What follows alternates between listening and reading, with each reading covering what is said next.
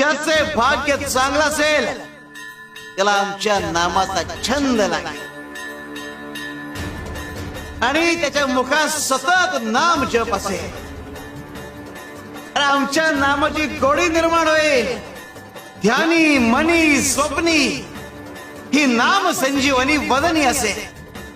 त्याला निरंतर सुखाची प्राप्ती होईल.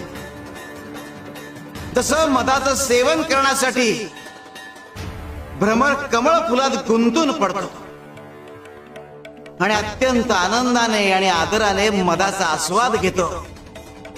आमच्या भक्ताचे मन आमच्या नामाचे ध्यान लागून उच्च पातळीवर स्थिर होते. मन नामात एकाग्र होईल.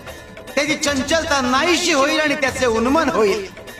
अरे नामस्मरण हेच प्रपंच व परमार्थ साधनाचे साधन आहे.